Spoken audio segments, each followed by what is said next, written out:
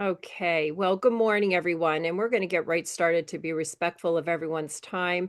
I'm Melissa Ludwig. I'm the chair emeritus of the NACD Philadelphia chapter. And we want to welcome you all to our virtual program, the 2025 Proxy season. What happened? We're delighted to welcome back as our two chapters, New England and Philadelphia, collaborate for the fifth time for this event. So we are thrilled to be together. We also co-host a Proxy recap program in the fall, which is scheduled this year for September 16th. So please pencil that in. And in case we don't get to all the questions in our program today, which will last 90 minutes, we will record a follow-up program. Our speakers have generously given additional time for any questions that are in the chat that we do not get to cover. And please make sure that you're keeping an eye out for that announcement. We want to give a real special thanks to Charisse, Kai, Connie, and Gloria, our today's speaker. You are going to be wowed by the amount of expertise on this call, and more importantly, the knowledge that you will gain. Next, a special welcome to our friends from Chicago chapter who are with us today. As a reminder, we are one NACD, so Chicago friends, feel free to subscribe to New England and Philadelphia, and we will do the like. So thank you for joining us. Today we have over 300 or up to 300 folks that have subscribed for this program. So we know that this will continue to be growing, and most importantly, this is our largest program that we have jointly put together. So thank you all for joining and your support. So a couple of housekeeping reminders. First, I might remind everyone, please remain muted. We have a lot of ground to cover, and Gloria will move us through that. But we certainly want to make sure that you use the chat function for any questions that you have, and we'll be more than happy to monitor that, weave it in as needed, and if not, follow that up with our program. Next, we also know that many of you want to receive credits for the program. Please just make sure that you have your first and last name on screen, and we'll be more than happy to take notes of that. Finally, NACD and NACD chapter network organizations are nonpartisan. Nonprofit organizations dedicated to providing directors with the opportunity to discuss timely governance oversight practices. The views of our speakers and our audience are their own and do not necessarily reflect the views of NACD National. I would also be remiss not to thank our chapter sponsors. Their continued loyalty are the reason that we are able to put these programs together and be able to deliver world-class, director-centric, local programming and peer-to-peer sharing of insights, advancing excellence in the boardroom. Thank you all very, very much. Today, we are highlighting two very special premier partners, and that's Pay Governance and Sidley, who have continued to support our mission of excellent corporate governance. And we want to thank you especially for your time today, and most importantly, your sponsorship throughout the year. Next, I'd like to take a minute to really say thank you to our first-time attendees for joining us. We have everyone on the list here, and we want to thank you for joining us this morning. We truly hope you enjoy your first NACD joint program. Now it is my absolute pleasure to introduce today's moderator and our friend, Gloria Larson. Gloria is a respected lawyer, public policy expert, amongst other things, Boston business leader, and the former Bentley University president. Gloria, thank you again for doing this. I think you've done it 8 or 9 years in total, 5 for us here as a joint partnership, and we can't thank you enough for your time. So I'm going to pass it right over to you. And again, thank you, everyone, and have a great day. Thanks so much, Melissa. And I'm thrilled to have so many people literally across the country joining us today. And I'm even more excited to introduce today's panelists. Charisse R. Lilly has served as the CEO of CRL Consulting since retiring from Comcast Corporation in 2017. She advises law firms, corporations, and nonprofits on issues of diversity, inclusion, and belonging, and corporate governance matters. Named a 2023 NACD 100 honoree, Cherise is the former board member and board chair of the Federal Reserve Bank of Philadelphia. She currently serves on the boards of Exelon Corporation, Penn Mutual Life Insurance Company, and Independence Health Group, Inc. Thank you so much for joining us, Cherise. Thank you. Carl Liekefeld is co-chair of Sidley's Public Company Advisory and Shareholder Activism and Corporate Defense Practices with 25 years of experience in corporate law. He currently focuses exclusively on shareholder activism, campaigns, proxy fights, short attacks, and hostile takeovers. In 2025, Forbes named Kai to its America's Best Lawyers list. He serves on NACD's New York chapter board, and since 2022, each year he's been included on the NACD Directorship 100 list of top governance professionals. Welcome, Kai. And Connie Lin is a principal at Pay Governance with over 15 years of experience working with compensation committees and senior management teams on various compensation issues. Her clients include a broad spectrum of industry sectors with specific expertise in the life sciences, healthcare, financial services, and insurance. They also range from small privately held companies to those in the S&P 500. Not surprisingly, she's a frequent speaker at NACD chapter programs. Thank you, Connie, for joining. Thank you all. As many of you who are with us this morning will recall from the 2025 proxy season, changes at the SEC and the issuance of revised commission guidance marked the start of a recalibration of the governance landscape in multiple respects. Increased no-action relief from the SEC for companies resulted in a steep drop in proposal volume, and mid-year guidance expanding the definition of active investor led to a dramatic pullback by large institutional investors and their willingness to directly engage with companies. In other ways, however, the 2025 proxy season reflected the continuation of recent shareholder proposal and voting trends. While overall companies experienced strong support for say on pay and stronger than ever support for individual directors, companies did see an increase in and support for investor rights proposals. Clear evidence that traditional governance matters remain top of mind for shareholders.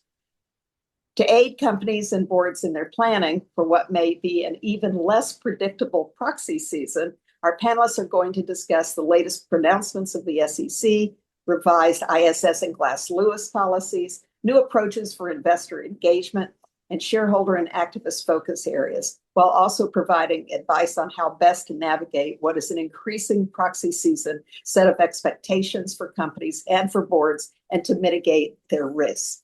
So let's jump right into it. And Kai, I want to start with you. You're sort of our still practicing lawyer in the group. And with your background, I think SEC policy changes is a really great place to start. One of the things I'd like you to talk a little bit about is how this exclusion of proposals from the 25 proxy season sort of invigorated folks to send in their letters, to make that request, and they granted so many that we did see that precipitous drop-off in proposals, and those voted last year in particular for the exclusion of environmental and social proposals. In November, however, the SEC announced that they weren't going to be considering these, and they wouldn't be responding to these. They would consider them, but they wouldn't be responding to no action. And it sort of took away that safety net that I think boards and companies felt they had last year. I know they made their announcement last February, so throughout the season, we saw those growing numbers of exclusions. And now I'd love you to start by sort of explaining a little bit why this guidance. Did it really result from the government shutdown? Is there something else going on here? And more importantly, what does it say about companies should consider doing to maximize their ability to still exclude those proposals they think they've got grounds for? Yeah, thank you, Gloria. And I'm glad to be on the what I call the L panel, because I'm not sure anyone noticed each panelist's last name starts with an L. So I'm looking forward to next year's M panel. So on this very topic, look, what's going on here is the Trump administration's war against everything that is called ESG and DEI.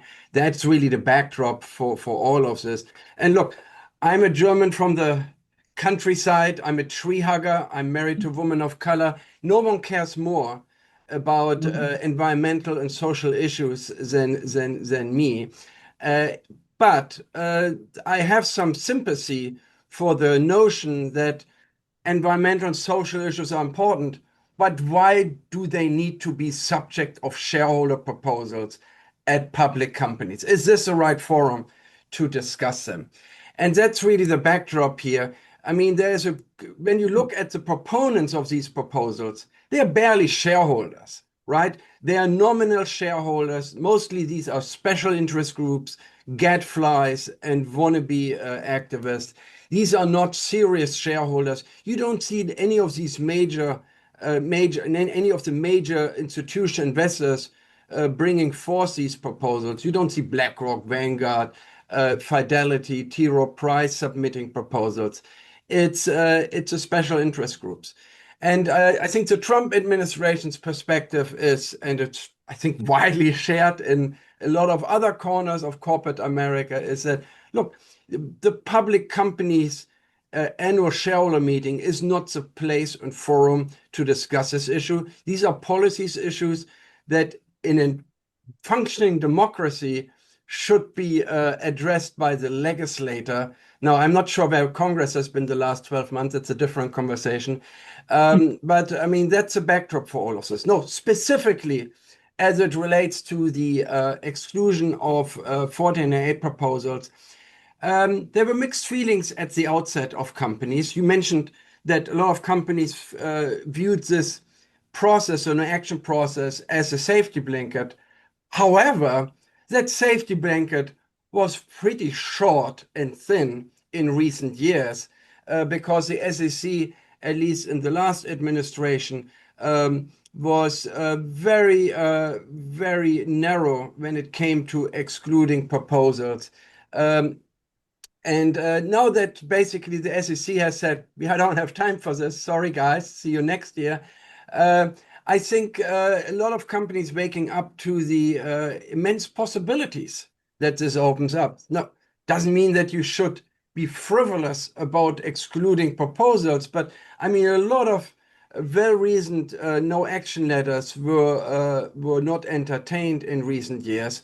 And even though we felt that proposals should really be excluded because they are improperly interfering with management, they're duplicative, or just a nuisance. And now you actually finally can do that. And we have a lot of clients who just go forward and exclude these proposals, knowing that the likelihood of negative repercussion from the SEC is very unlikely. Now, does it mean this is a freebie for all and we are not going to see 14A proposals? No, because there's one important aspect which we have no visibility into at this point, which is how will ISS, Glass Lewis, and large institutional investors react if a company under a fig leaf of a pretext excludes a shareholder proposal.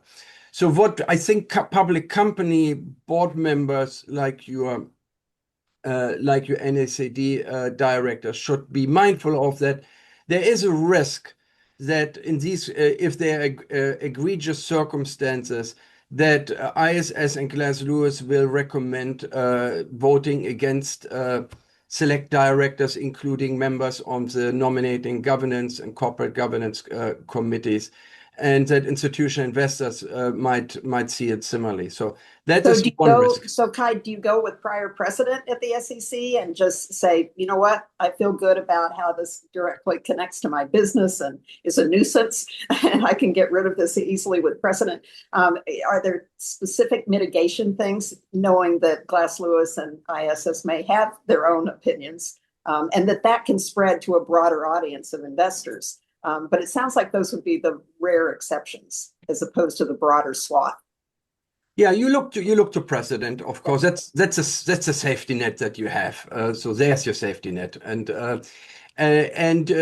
but a lot of these proposals are actually fairly nuanced, and they're slightly changes. They're different circumstances, and so I think what we find that a lot of our clients, and we have over 1,000 public company clients here at Sidley, are assessing whether or not to take that risk. Some of them are, others are not. What I think what we always keep in mind, though, is why we love to exclude proposals because we want to focus shareholders on what really matters, is that few of these proposals ever get any significant traction. So they're a nuisance. But I mean, if you have a choice as a public company director between getting backlash from ISS, Glass Lewis, and institutional investors versus keeping the proposal on the ballot and the proposal receives 20% support, I mean, that's a consideration that a lot of our clients are undertaking right now. So what do you think will this have any effect on the volume of proposals next year? I mean, it sounds like this is kind of business as usual, but also knowing that the Trump SEC isn't going to be paying much attention to the validity of the proponents' proposals in any event. So it feels like this is kind of move forward, and that we could see some consistency and just relatively low volume next year. So, but there's when you talk about volume, you need to distinguish two different aspects. We have not seen uh, a lesser amount of proposals being submitted. Right. But we're going to see a significant lower volume of proposals that actually end up on the agenda at annual meetings. And time will tell whether the special interest groups and gadflies lose interest, no pun intended, in this shareholder proposal process. If it were to become abundantly clear over the next 2 or 3 years that the SEC essentially is shutting this down for better and for worse. That's great. Thank you. So I do want to move on to ISS and Glass Lewis, because speaking of some changes in policies, they've been part of the party too for different set of reasons, been under attack by state legislatures and AGs and others, and certainly the red states for a long time, some business groups clearly as well. And now the Trump administration would love to see the SEC and the FTC get involved in some inquiries about their practices, conflicts of interest, their business models that show they, in the belief of many, undue influence over voters, so investors and their votes. So they seem to have softened what they're up to and what their thinking is, as opposed to being as prescriptive in the past, at least in some respects. And Connie, I want to draw you into the conversation as our resident compensation expert, because they both have changed up some of how they're looking at compensation policies. And I think we could start there. And then, Kai, maybe you could weigh in on some of the ESG and governance specific matters and how they've made, at least at the top line, some changes. Sure. Thank you, Gloria, and hello, everyone. Both ISS and Glass Lewis have updated their policies for 2026, and a lot of at least their quantitative portion on the pay for performance, it's been pretty much an overhaul, especially for Glass Lewis. And so this is something, as you head into this proxy season, to be mindful of, because these pay for performance tests are very different. And, depending on how you score initially on these, they'll dig in more on the qualitative pieces as well. So I'll first focus on that quantitative piece that ISS and Glass Lewis are looking at. So ISS really has moved from kind of a 3-year view on some of their tests to a 5-year view. And similarly, Glass Lewis has done the same and kind of expanded it. So it's a more of a longer term view. And for ISS, I would say some of these thresholds to get kind of their low concern rating has also been adjusted to be somewhat easier, but we'll see how the results are for this proxy season. On Glass Lewis, they used to have a letter grade. You would get an A, B, C, D, or F. And so they have moved away from that as well and will give you a score. And it's really based on a number of tests, including not just CEO, but also NEO pay, which they have looked at in the past. It is a 5-year view. They've also added in looking at CEO compensation actually paid. So this is a new disclosure that has come, been a requirement now for the last 5 years, and we have 5 years of data. So they've really added that in now as part of their tests. Um, so that's really the quantitative piece. And really, if you do well and get low concern or negligible concern on these, you're in a fairly good spot. However, there are some qualitative things that they've also added with their policy change. And we saw this in some of the surveys that ISS had as well. But they have noted that for time-based awards, um, having a longer term vesting or a combined longer term vesting and holding period of 5 years will be viewed favorably. So that is a little bit of a change. They've also softened their view a little on both of them have on perquisite values. So they have noted that they're unlikely to raise significant concerns for high security related perquisites, and this makes sense given the events a year plus ago. So both of them have softened their stance on that. Um, Really, these policies, are things that we need to be aware of going through, right? I know companies do not like to be beholden to proxy advisors, and they shouldn't be, but they should be aware of the evolving practices and policies that are being put place in that change year for year. Oh, So pause there. thanks. Thanks so much. Do you want to add a couple of top line things? And other thing I'd like you to just comment very briefly on is JP Morgan's announcement that they were going to cut ties with the proxy advisory firms. And I'm just wondering your thoughts about who's likely to follow that particular decision in terms of using AI internally in their own platforms. And just seems like Glass Lewis and ISS, for a whole variety of reasons, can't catch a break these days. That is a great question. And, over the last few years, we have seen some divergence on some of these large institutional investors and how they vote versus ISS and Glass Lewis recommendations. But as you noted earlier this month, JP Morgan, they've already been applying their own voting policies, but they are going to disconnect from the ISS and Glass Lewis's and really use their own AI tools. Um, our view is really, some of these larger firms have the capabilities or are starting to develop the sophistication of these capabilities for in-house AI tools. These may not be feasible necessarily for smaller shareholders, but we would expect that some of these larger companies may follow suit. The smaller ones, will probably continue to lean on proxy advisors. Thanks so much. Kai, is there anything you'd add? There are some changes they made in other categories, and I know just a couple of top line ones would be of interest to people. Yeah, I think just taking a step back first here, what's going on here again is the culture wars in your otherwise great country, right? This is a Trump administration and the Republican and conservative movement at large targeting ISS and Glass Lewis for their perceived or actual influence on cultural and social issues in corporate America. That's why ISS and Glass Lewis became a target of the current administration. But there are a lot of corners in corporate America who have a beef with ISS and Glass Lewis. Jamie Dimon is a perfect example. He faced a proposal to split the independent to split the chairman and CEO roles at JP Morgan a few years ago, and ISS and Glass Lewis were very supportive of that. He defeated that shareholder proposal, but it certainly affected Jamie Dimon personally.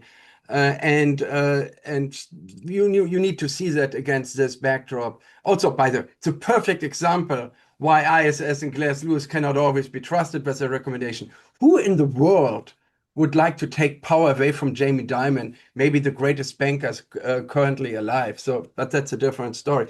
But the major issue, though, is here that ISS and Glass Lewis have been losing influence for some time.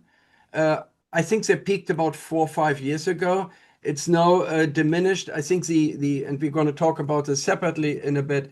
What we are seeing is a rise of the influence of the index funds, the big three index funds in particular, and large institutional investors who all have their own proxy advisory governance teams, including JP Morgan. The announcement was actually not that groundbreaking when you know how JP Morgan analyzed proposals in the past. They always had their own team analyzing their proposals before they make voting decisions. The only difference is until a few days ago, they at least had a subscription to ISS and Glass Lewis and looked at their recommendations as well as a gut check to inform their voting decisions. They basically canceled their subscription. That's really what it comes down to. So, Kai, I'd love to move on to discuss the big three institutional firms, because State Street, obviously, and Vanguard and BlackRock. We know Larry Fink is busy occupying platform front stage at Davos right now. And they've had to make some big shifts this year, too. And I would love to get your opinions. And then I'm going to draw along the way, I'm going to draw Teresa into this conversation, too, about sort of how they've restructured internally around their stewardship functions, because moving out past the SEC's guidance last year around who's passive versus active investor status, and the sort of fear factor that sent the chill, I guess it sent across everyone, has really forced this thing toward the end of last year's proxy season, where they were only in listening mode. They weren't going to be proffering their opinions directly or going in and seeking from their clients the kind of information that they had in the past, and vice versa, sharing their own viewpoints.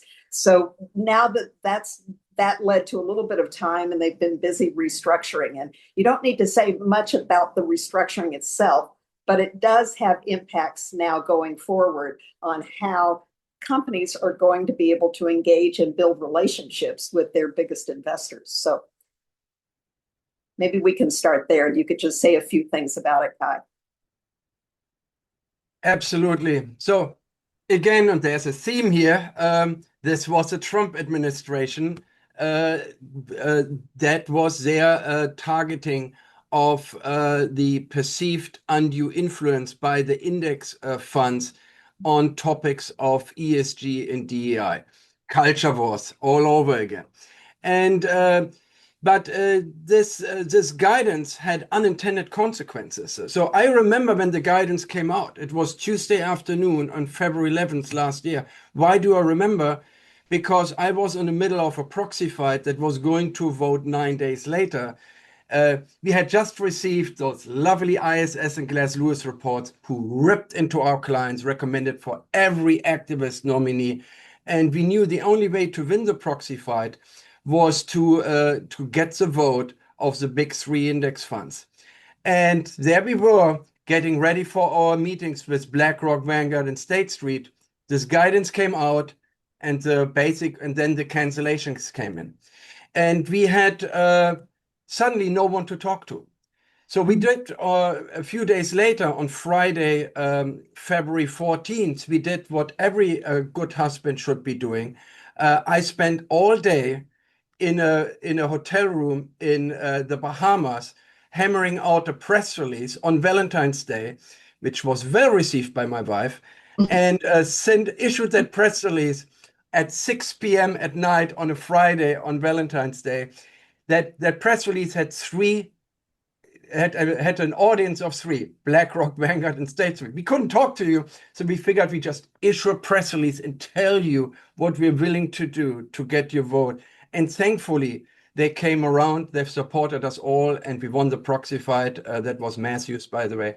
And but that started a really awkward phase for several months of where index funds were trying to figure out how to engage in light of these new guidance. Because, and this is important to understand, this guidance really is a problem for the large institutional investors because they're invested in several thousand companies. And if they have to file 13Ds for every company they are invested in over 5%, that's a monumental legal and compliance cost they would have to incur.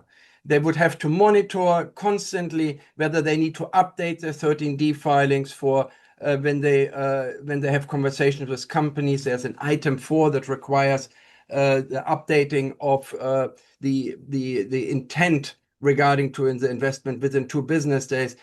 For the large asset managers, that would mean they would have to incur significant cost that would in turn have raised the fees they have to charge to their clients. So it threatens their entire business model. So this is not a mere technicality, D versus G. This has a fundamental impact. And the way they came out is that at this point, all big index funds are engaging again with companies. They are more reserved. They typically read a disclaimer at the beginning of the conversation. They typically don't present you with an agenda.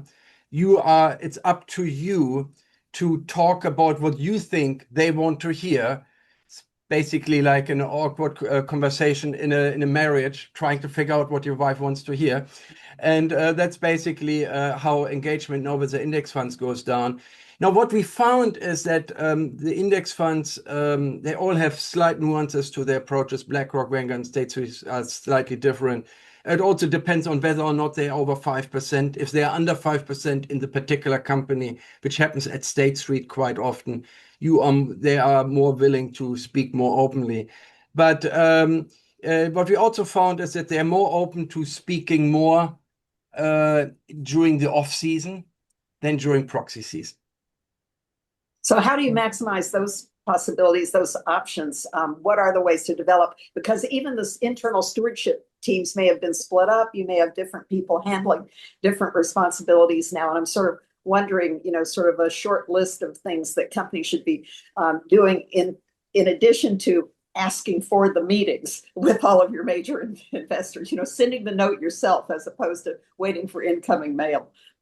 Gloria, you mentioned the first point is really important. You actually have to ask for a meeting. Right. And oftentimes they will not grant you a meeting because, again, they have thousands of investments and their governance teams, while very well built out, we are talking about 10 to 20 people, not thousands of people.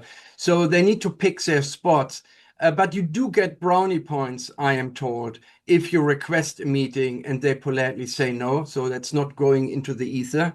If you get a meeting, be well prepared, talk to your advisors about what is likely of interest to BlackRock, Vanguard, and State Street. Typically, it takes me 3 minutes to look at a company to tell you what they probably want to talk about.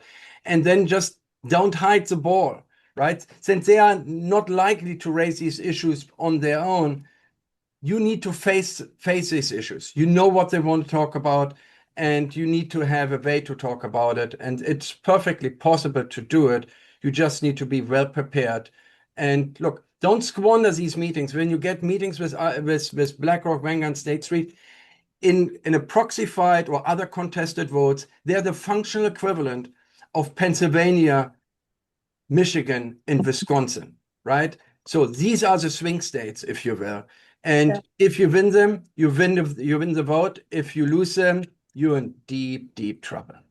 So this is just maybe a value add point, but I remember a few years ago at Unum Group, where I served on the board and chaired governance for many years, and Ron O'Hanley sat next to me on the governance committee. So I certainly know where State Street was always headed. But putting all of that aside, isn't there an opportunity? I know we found it useful at Unum to go further down our list of investors and also offer to meet if people wanted to, particularly as we were expanding, say, our board of directors with additional diversity and all the kinds of things around E&S, but more broadly on governance issues too.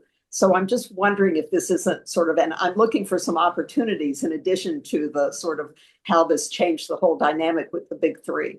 Yeah, absolutely. You should talk to your active investors as well. Obviously, the index funds are a very important constituents, but they typically have only somewhere between 15 and 30% of your company. You need to talk to the other 70 to 85% as well. And but they are very different. These are two different worlds. It's like talking to Democrats versus Republicans these days, right? You need to speak a very different language to active managers because their worldview is so different. Their priorities are so different. Active managers, unlike index fund governance team members, they made a decision, a conscious investment decision that they are being measured against by their bosses on a quarterly basis. These guys and gals, they have to justify to their bosses why they made the investment.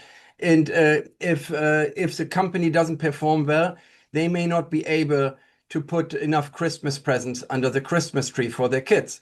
So you need to understand the different mindset. I mean, oftentimes when a company is not well performing, the meetings with active managers are significantly harder than the meeting with the index funds, but they're just as important. Well, it also just reminds me in the few that I attended it way down that list that sometimes you're surprised. They may have said, yeah, we've got a beef with a couple of how you handle sort of traditional governance approaches. On the other hand, boy, do we love the way you're thinking more broadly about social issues and what your board looks like and those kinds of things, and wanted the chance to tell you, but they don't have that chance. So maybe you also get, as you refer to it, some brownie points for certain, sort of starting to invite others into the fold for the discussions. I think the points you made are great. And I do want to pull Therese into this so that we can talk a little bit about how this sort of more difficult minuet with the shoe now being on the company's foot to really make these important moves isn't some way of rethinking, as much as we've already been talking about proxy narratives for the last, 4 or 5 years and expansion in different areas. It feels like this is another opportunity to better explain yourself in a lot of respects. What do you think? Sure. I think the proxy can be used as a way to disclose and inform investors on key matters. There are a lot of tools that we're using now. We're using the skills matrix. Share that in the proxy statement. Take a look at any kinds of concerns about independence of directors. Talk about what your independent directors are. The role of the lead independent director in overseeing management. Speak very clearly about the risk management oversight process, and also particularly regarding cybersecurity, artificial intelligence. These are going to be critical issues for 2026. With regard to closing the information gaps on executive pay, the say on pay, really going in depth with regard to pay versus performance, using the mandated pay versus performance disclosures to evaluate executive compensation and explain how it aligns with the company's performance and total shareholder return. Really go into detail in this compensation discussion and analysis section to understand what we do and what we don't do, analyzing stock ownership guidelines and those kinds of things. Finally, if you're in a situation where your company has experienced low support for say on pay, it really is important that you check the proxy details, do some subsequent shareholder outreach, and determine whether or not you can respond to those concerns that have been raised. Always, long-term strategy and risk management. You can use board and CEO letters. Let the board chair, independent lead director, explain the company's strategic long-term vision, because this can provide context on major business accomplishments or even challenges. And it's important also, I think Kai said, don't hide the ball. It's important to also be very clear about what the challenges are. If you have a situation where financial targets are missed, look for explanations on the board's role in reviewing revised long-term strategies and also material risk disclosure. We also have the opportunity to use visual aids, use the tables. I mean, we now have this information on the board skills matrix.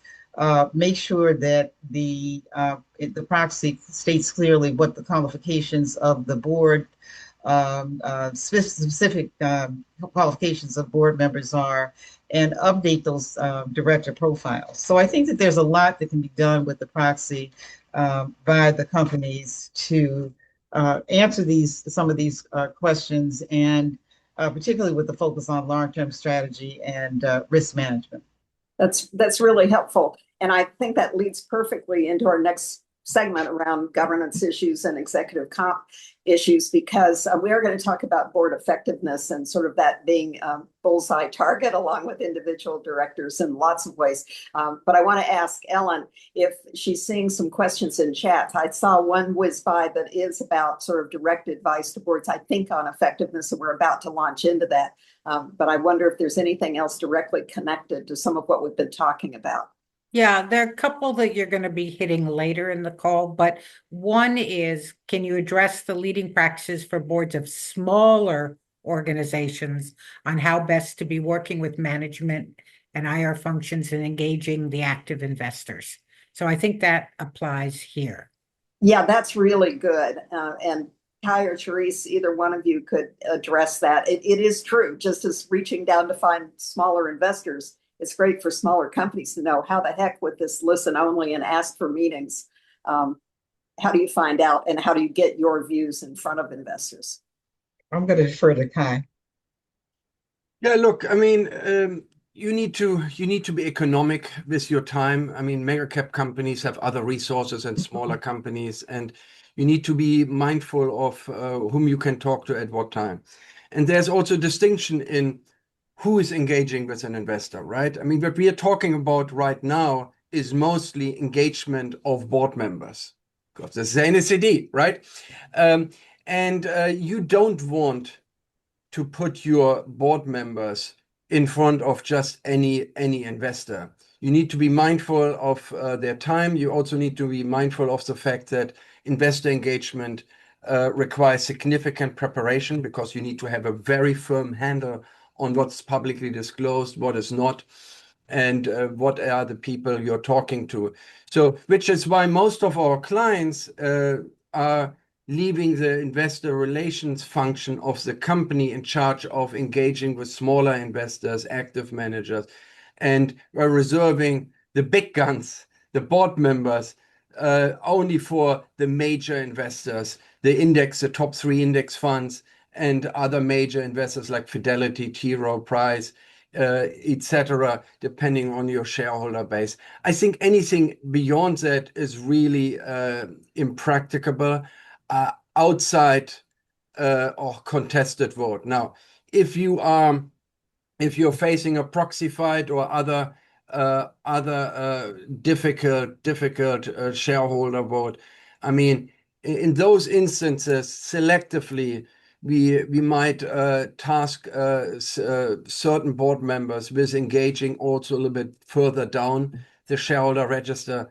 But I mean, it has its limits. And you also need to be mindful of the fact that the diminishing returns, right? Typically, at most companies, the top 15 investors own about 70% of the company's shares. So the lower you go, the less you get for your efforts. But the risk of engagement by directors still is the same. So the risk-benefit analysis just changes the further you go down. That all makes a lot of sense. So, and thank you for answering that question. So I would like to move into governance because we know, and as I alluded to earlier, that some of the sort of major sort of just traditional shareholder rights got a lot of play this last season in 2025.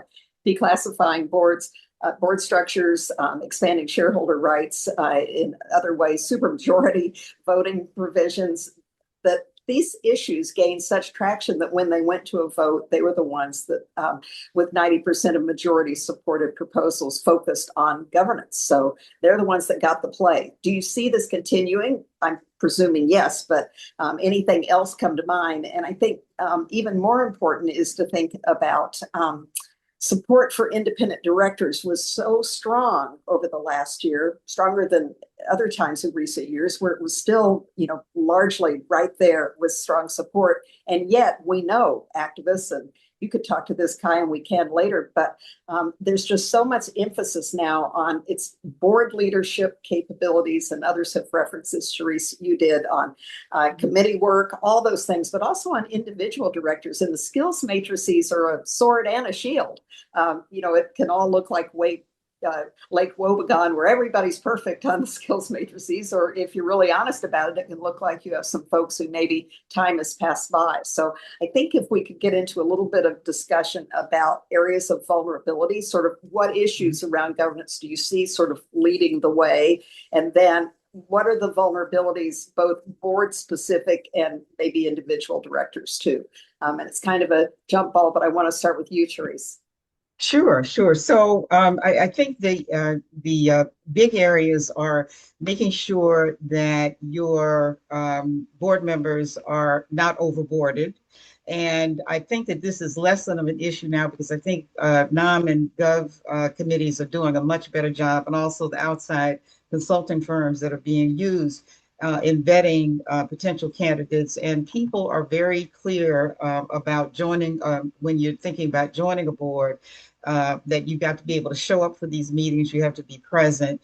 And if there are any conflicts, now board meetings are set out 2 and 3 years in advance. So anybody who's a prospective board member has the opportunity to say, this isn't going to fit with my other boards. The other thing is that the boards, I think, have to decide if they want a rule. Some may say we only want a person who has 2 boards, or there may be a 3-board limit. And that's just something that I think is going to vary from board to board.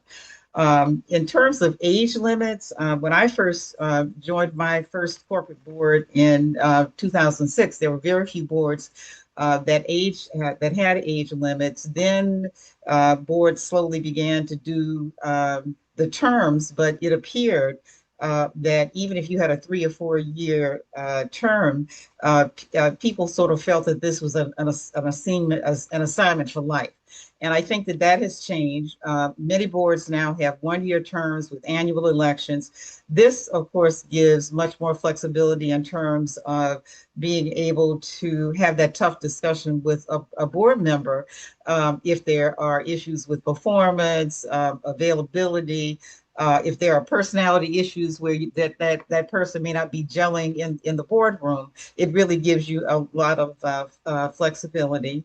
More companies now have mandatory retirement ages, but my understanding is that some of those boards are now even rethinking the age issue. But many boards have the ability under their bylaws and practice to extend a term under special circumstances. For example, if you got a CEO transition, or if there's some unexpected business crisis that really it would be important to have that continuity on the board. Skill matrices have been almost universally adopted, but boards have to make sure that this is a serious exercise and not a check the box exercise. Investors have to be comfortable. Obviously, investors want to know, how are you evaluating these board members? Even if you've got the 1-year terms, there has to be annual evaluations in depth. And also, if there are issues with the director or issues with performance, those issues have to be dealt with and resolved. The NACD New England survey results show that over 51.5% of the boards of those surveyed were using self or internal evaluations for individual directors. 49% were requiring internal evaluations for the full board, 42% for the committees, with interviews also being conducted by the NomGov chair or the lead director. A lower percentage of the boards are tended to use either independent third-party surveys or interviews. So I think that those are some of the bigger issues that are going to be confronting us in 2026. That's really helpful. And thank you for raising the NACD New England chapter survey, which we did this fall. And we had, with the help of BDO, we had a great instrument and we got sufficient number of responses to make it a strong, valid survey. And one of the things they said was that, as about 40% reflect membership on public company boards and 60% or so were private company board directors. But the public company board directors sort of suggested that when it comes to refresh, we're not really discussing that openly and well. And I think this goes to the idea that you can do all the evaluations in the world and you can even get down to individual directors, which more and more companies are doing. But if you don't have follow-up, you're not actually thinking about refresh. And one of the other areas that I want to touch on is, these vulnerable areas that you covered. Is there more vulnerability now with the rapid speed of AI and other emergent technologies? We also saw from the same survey that a strong majority support over the next couple of years adding someone with technology expertise slash AI sort of overriding along with, and then those who have strong strategic thinking background experience. And that kind of information, they also said, our respondents said, you know what, almost 70% of us think that we're going to put aside this idea of the generalist, the CEO who's still in a sitting seat or just retired, in favor of the specialist. And I wonder what the group thinks about adding a specialist to the board. In a little, to take devil's advocacy for a bit, I may be wrong about this, it's just a possibility that it's sort of like cyber, when 10 years ago we were all talking about adding expertise and some companies did and some didn't along the way, gaining expertise in other ways.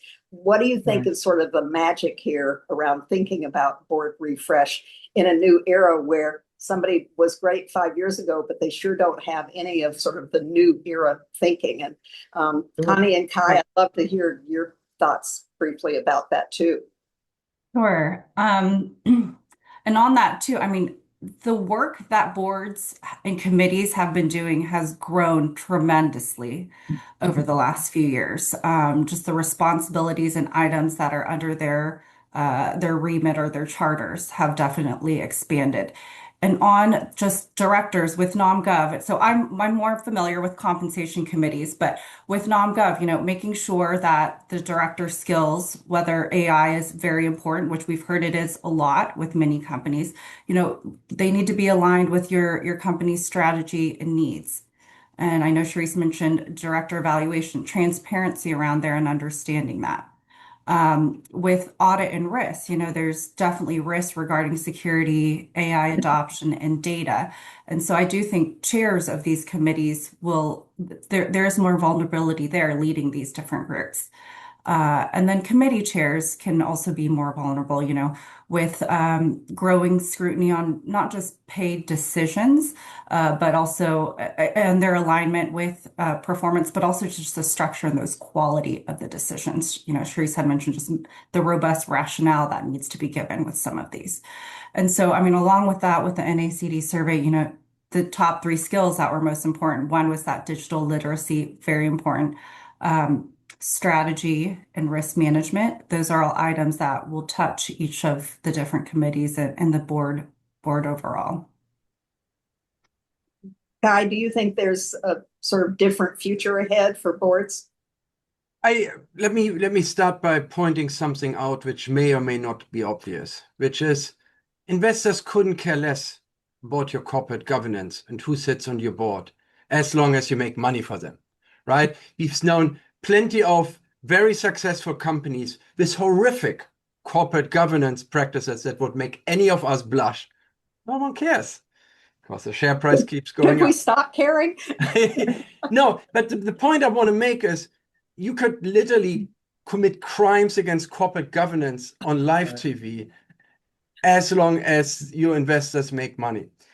It's only a problem once something goes wrong, right? Yeah. Only at that point, investors start looking at, well, wait a minute, don't you have some oversight by someone who is on your board and what are they actually doing?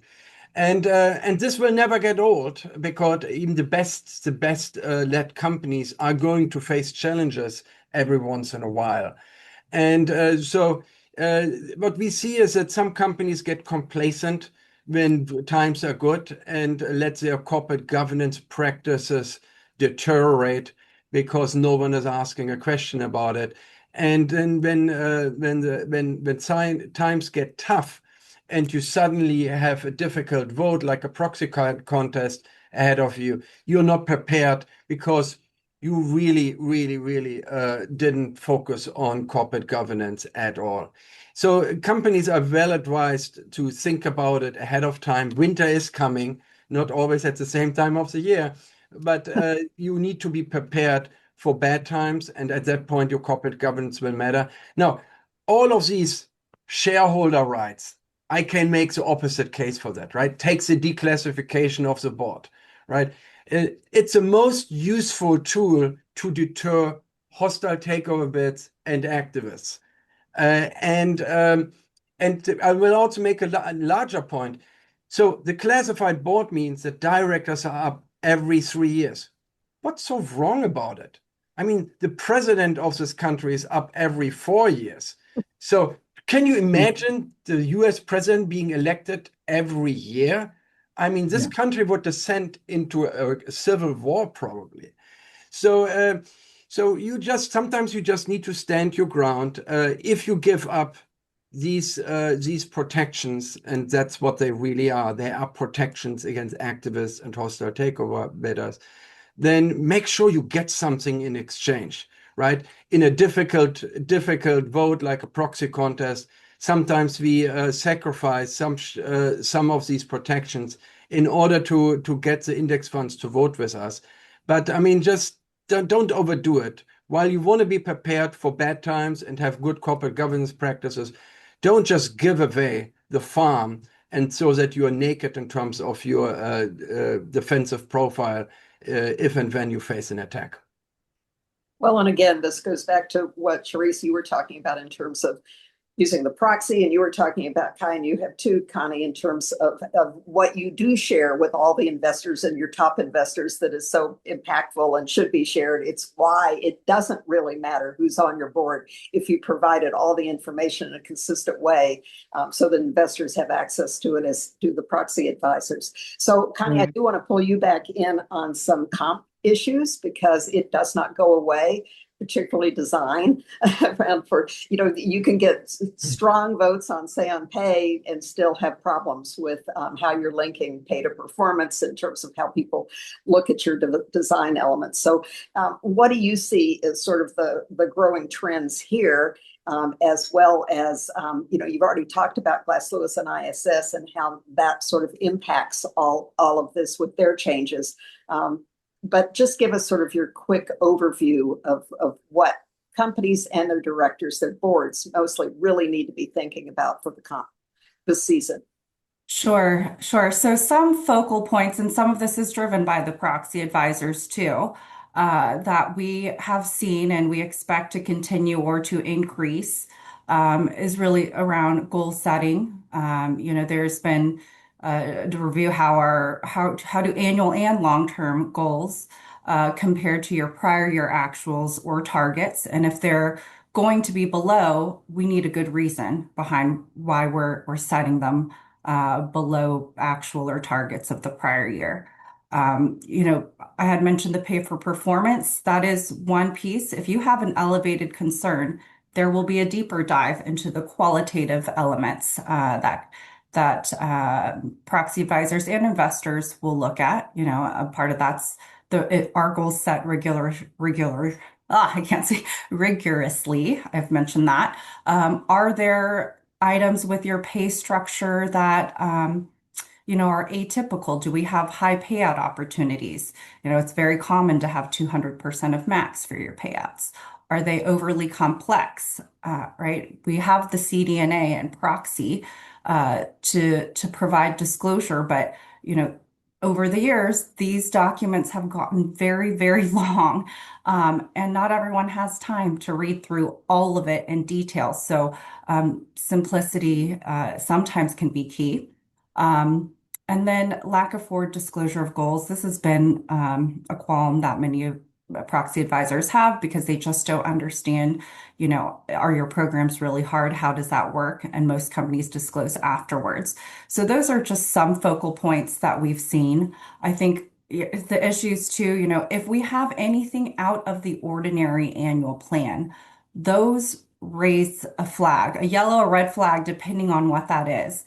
And it's interesting, one-time awards, retention awards, things like that have been very common. We've worked on them a lot with many of our clients. But most recently at, I would say, one of our large cap companies, their investor team reached out to their investors just to get their feedback. And they came back saying, magnitude is actually not an issue if we don't want one-time awards, though. So just move it into annual. And so those are some things that, are going to be scrutinized pretty heavily. We've also seen over the years, over the last couple years, and this has played out with a couple clients, you may have great pay and performance, but then you did something like provided a severance award that was outside of your plan. So with all of these, even when you have a great program, if there's one thing that's off beyond your annual typical pay practice, those definitely raise a flag and are things that we need to be careful of in the disclosure. Thanks. Sharice, would you add anything to that? No, I don't think so. I think that one of the things that I was going to say about compensation committees with the say on pay is that it really is important to do some look back homework, look and see what the concerns that were expressed, make sure that you're looking at what is happening in other industries or adjacent industries to your company. I don't think you necessarily have to give enhanced disclosures, but it is important that you check to see what the history is and try to have some perspective on where it's going. Well, before we get to E&S, which I want to, as well as activist behavior this season, I'd love to ask just quickly, lightning round, maybe Connie, it's you to answer what the SEC is up to and calling, this crazy quilt. Some of us have referred to it as a crazy quilt of disclosure requirements on compensation. He called it a Frankenstein patchwork, and sort of suggested simplification is in order. Yep. And I'm happy to start. So this is really in reference to kind of the SEC roundtable. The last time we've had a comprehensive kind of rewrite of exact comp disclosures really occurred in 2006. And since then, there's been multiple Dodd-Frank mandated ads like say on pay, CEO pay ratio, pay versus performance disclosure, clawback disclosures, and these have, are requirements that have been added over the years. And so there's definitely been, I mentioned simplicity, and oftentimes when we design programs, the question is, what are we trying to solve for? And is it easy to understand? And it's come to a point where there's just a lot out there, and what do we make of these different disclosures? There was discussion on that pay versus performance and CDNA for sure, and also on perquisites. And so this is an opportunity potentially to have some of this exec comp disclosure rules change and reshape on a broader scale. Because, there was concerned CEO pay ratio that was hot for a few years. Now it's just an item that we see there and less common in the news. I think most of these are really to grab, potential news headlines, right? And they show up and then they slowly disappear. Pay versus performance, we've seen, some talk on that, and there has been alignment for many companies on their pay versus TSR or other metric performance. But is that helpful for investors? You know, that is a question that's, you know, it's baked in the back of the proxy. So there is a lot that have been going on in the disclosures, and you know, we'll see going forward whether it does get simplified. I mentioned too, Glass Lewis has really uh, kind of banked on the cap, the pay versus performance and the cap number, right? They are banking on that it will stay in there, but if it is taken out, there are implications too for proxy advisors and how they view their pay versus performance models. And so those will definitely also need to evolve depending on these rules. Thanks. That's helpful. Before we move into ESG, I'm going to just ask Ellen, is there anything sort of directly related to this pretty comprehensive discussion in short order on the comp side?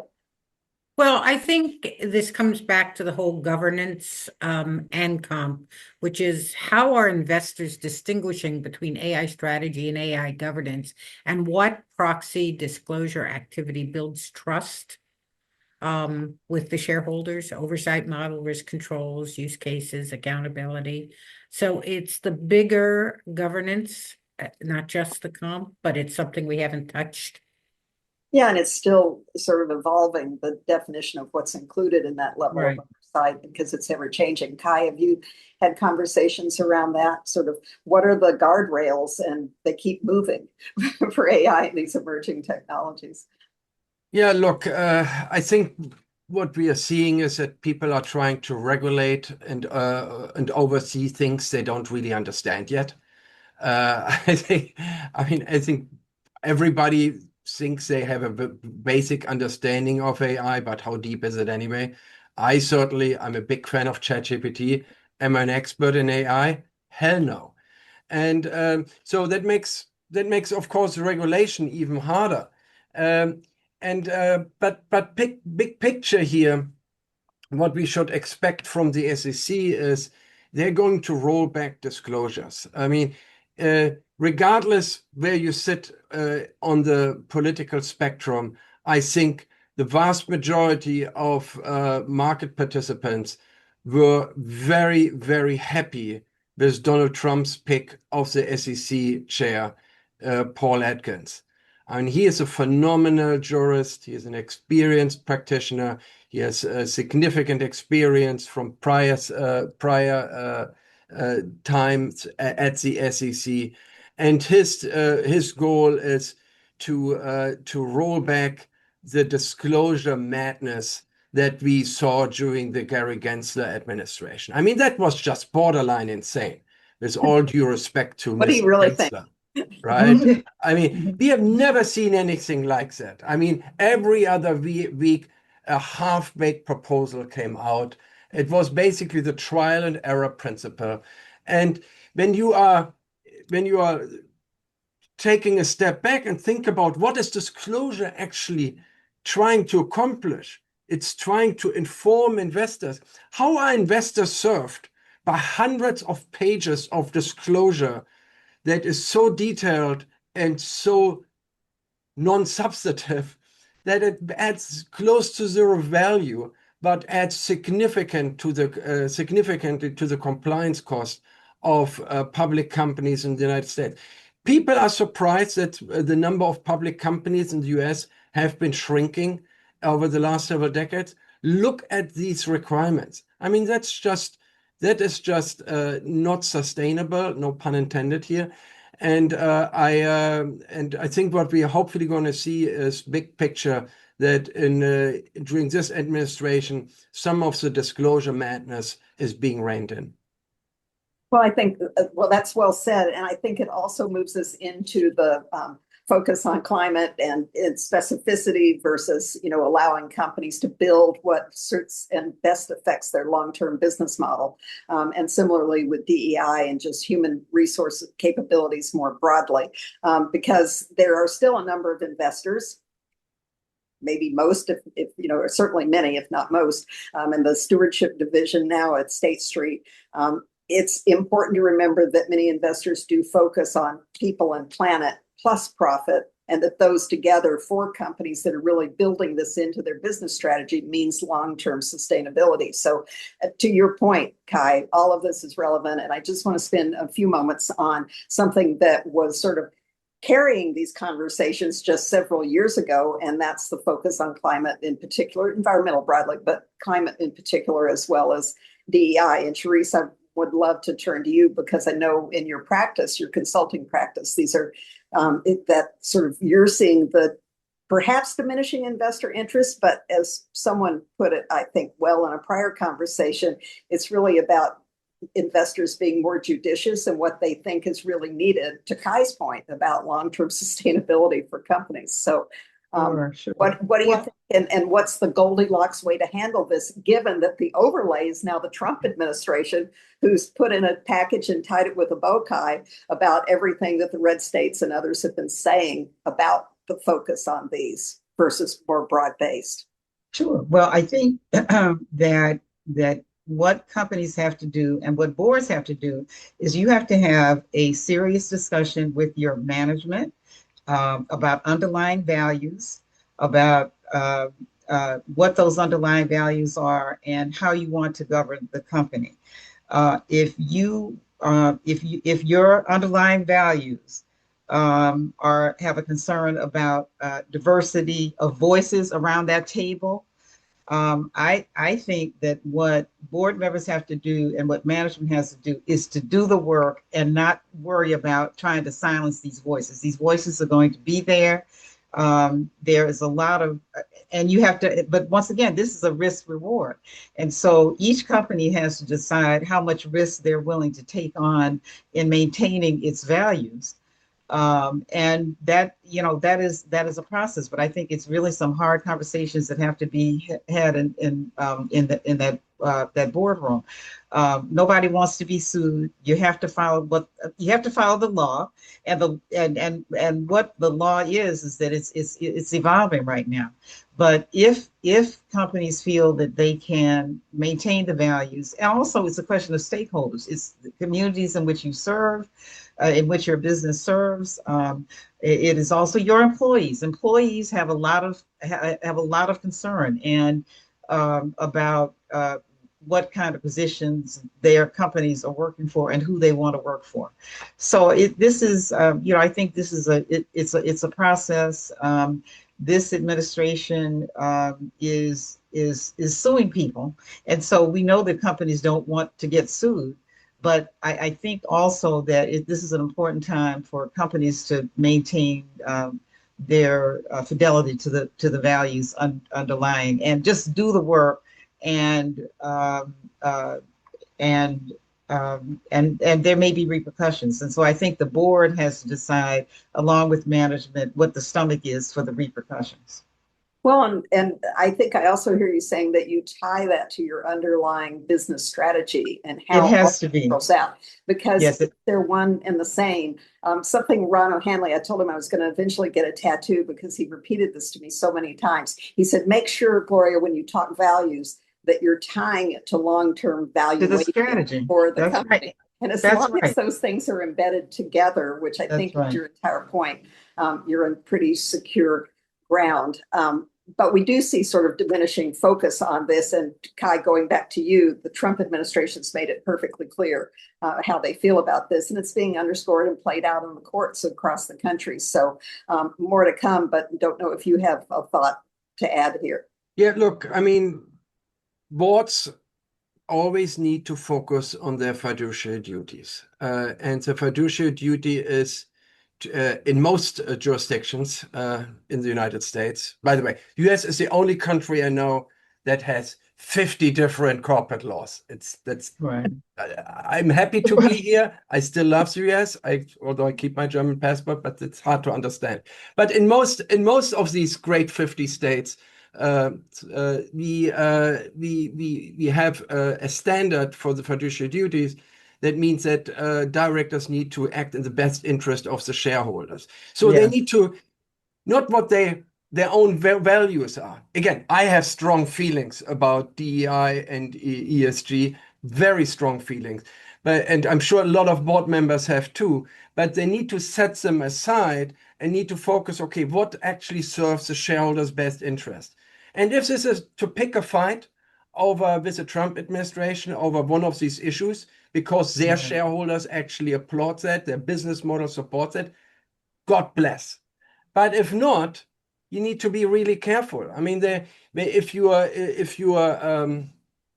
your core customer group includes hardcore conservative voters, you might want to be more careful about picking any of these fights.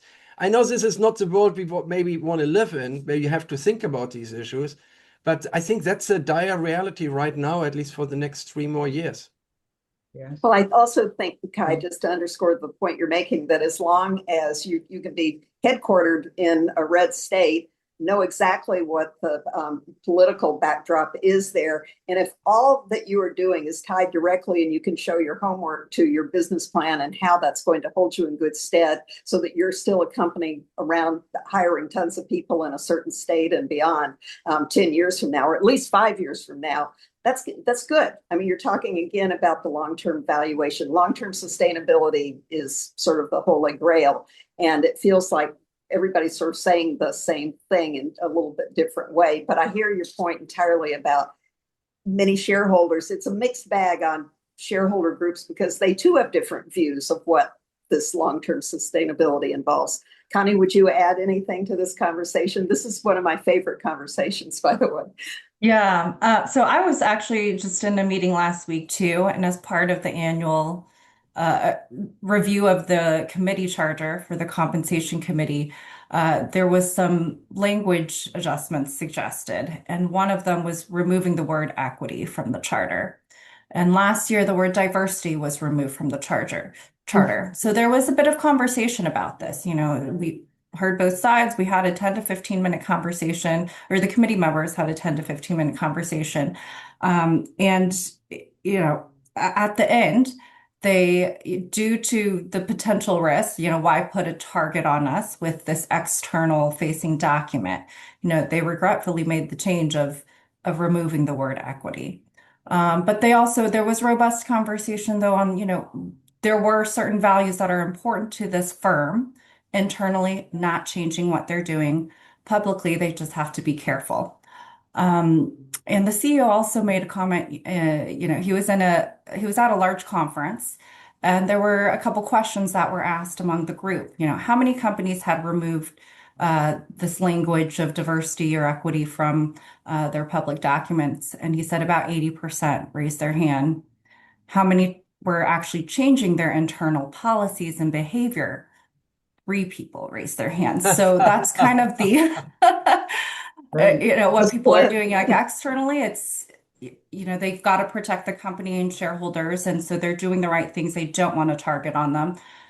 Internally, if it's the right thing and if it's the values and that's what you need to do, no changes for the Well, most you know part what? there. I don't want to, this sounds more judgmental than I mean it, but for companies that all of this work was merely performative as opposed to deeply embedded with the business strategy, I do see the rationale for removing things that you were just doing sort of for show and tell. So to me, again, it all comes back to what's your business plan, what's the strategy for the next 5 years, and how do these, including your customer base, what do they think about all of this? Your employees, the communities, as you pointed out, Therese, that you operate in, all of this is sort of they're in addition to your investors' voices, stakeholders' voices that you hear, and how you put all of this together in a bespoke way for your company. I feel like all of you are putting those pieces of the mosaic together. So, Kai, I would like to end our conversation and knowing that we can go into more to follow in what you think about activist behavior this year. You're the pro. All of this. I know. I've read your bio, and also M&A. You can't open the Wall Street Journal, which I do when I have the time first thing in the morning, and see it online. You know, around the massive amount of M&A activity. Clearly, activists using all sorts of new techniques. Just some things that you might say before we have to close out, knowing that we could all do a special program on this too. Yeah, activism is alive and well. That is, I think, the headline here. We had a record year for activists in 2025. which was a little bit of a surprise around April, because Liberation Day, the trade wars that our dear president started, well, they liberated certainly corporate America from proxy fights. If nothing else, the market turmoil basically shut down most proxy contests. But we still had a record year for activism, because activists bought in on the dip following the market chaos, and start to approach companies in the summer and fall. I had the busiest summer and fall of my career. I have right now 42 active client matters. And I think we are headed into a record-breaking proxy season, unless, of course, we have another black swan event because of what's coming out of Washington and disrupt the entire world and proxy season along with it. No, it's not all bad news. I mean, for me, it's good news anyway, right? I mean, the more activism there is, the better it is for me. It's just bad for all of you. But it's also a little bit more nuanced. Proxy fights, the number of proxy fights remains stable. But what we have seen is there has been a shift in how the outcomes of proxy contests are. So what do I mean by that? As many of you know, 3 years ago, the SEC put into effect the universal proxy rules, which was a change to the rule scheme that basically did the following.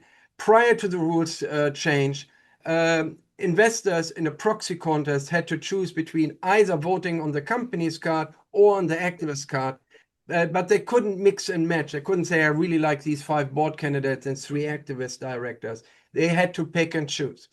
And the universal proxy rules did away with that. They established, as the name suggests, a universal proxy card, meaning that all candidates, company and activist candidates, have to be in the same card. And a lot of experts expected that this would lead to a significant increase in proxy fights and to more activist representation on boards. I was one of those experts. I was wrong. So what do I mean by that? We spent 250 hours last summer, and by we, I mean my associate team. I didn't do the hard work. I just talk about it. 250 hours analyzing all the proxy fights, 5 years leading up to the universal proxy rule change and the first 3 years afterwards, and compared the results. And the results were quite surprising to me, the so-called expert. Companies still prevail in the majority of all proxy fights and not lose a single seat, meaning a clean sweep in more than 50% of the proxy fights. That's a little bit down from before the rule change. Before the rule change, it was about 60%. Now it's 52%, but still remarkable that most companies don't lose a seat in a proxy contest. And if an activist wins a proxy fight, a seat in a proxy fight, these are the other 48% of the contest, it's typically just 1 seat for an independent director. That I think is important for companies to understand when they're negotiating with an activist and they're threatening, oh, we're going to wipe you out at the annual meeting if you don't give us 3 seats and fire the CEO. No, the worst case scenario that is more likely is that if you go to a proxy fight, you might lose. There's a 50-50 chance that you lose 1 seat to an independent director. Activist principles support is actually down. So it's unlikely that you end up in a proxy fight with a Jeff Smith or Jesse Cohn on your board. And there was not a single successful change of control proxy fight by an activist in the last 3 years. So universal proxy card, counterintuitive results, has actually been good for corporate America. Yeah, that's all really helpful. We're going to save M&A and some of the other thinking for our subsequent program, but I just want to ask each of you for really rapid, if each of you could give one takeaway from this program for folks to take back to their boards. And Charisse, maybe I'll start with you. I think, well, I have 2. Use the proxy statement to tell your story in a better way to your investors. And then on ESG, examine your values in the context of total shareholder return and in the context of your stakeholders and the communities you serve. Thank you. That's perfect. Connie? I will just leave with there is no one size fits all. This is true when it comes to your compensation programs, your communication of those programs, how you interact with investors and shareholders. You need to customize it and tailor it based off your own company.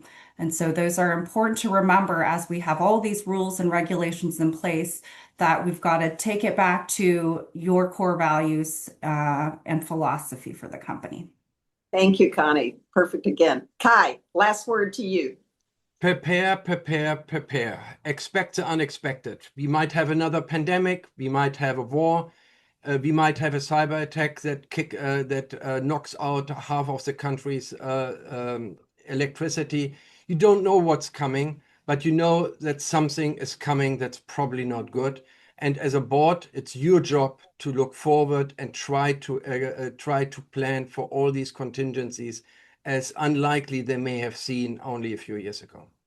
Well, I expect there's going to be part 2 to this. I can't thank you all enough. You've been fabulous. And I'm going to turn the mic back over to Ellen, I believe. Yeah. Thanks very much. I'm Ellen Richstone, Independent Public Company Board Director and Board Member of NACD New England. Thank you, everyone, for attending today, and many thanks, of course, to Gloria, Connie, Kai, and Charisse. I have a few quick announcements before I let you go on your way. Our program calendars are filling up. We hope you will join us at one or more upcoming events. You'll see on your screen a list of upcoming events for both the New England and Philadelphia chapters. Please make a note of a CCG chapter community group, a study group to help our members prepare for directorship certification. Philadelphia will be hosting. It will be 4 consecutive Mondays beginning March 16th from 4 to 5:30. So if you're interested in certification, Philadelphia's got a great program starting March 16th. New England has a very special initiative we'd like to highlight, a partnership with the Fletcher School of Law and Diplomacy. We're bringing you an exclusive global strategy retreat, an all-day program for public and private directors sitting on boards dealing with complex global issues, including supply chain, global economics, and geopolitics. The program is all day. It will take place on March 31st in the Boston area. You can scan the QR code now on your screen for more information. I'd also like to bring attention to our day-long intensive program on June 4th for sitting public company directors. It's a peer-to-peer program covering governance, comp, emerging technologies, which includes AI and quantum, shareholder issues, and strategy in a constantly changing business environment. You will receive links to both of these in the post-event email you will receive later today. Also in that email, as well as now on chat, is the link for a short post-event survey. Please take a moment to fill it out. We really do value your input, and we use your comments to shape our programs. Thank you, everyone, for attending. We look forward to seeing you at our next event.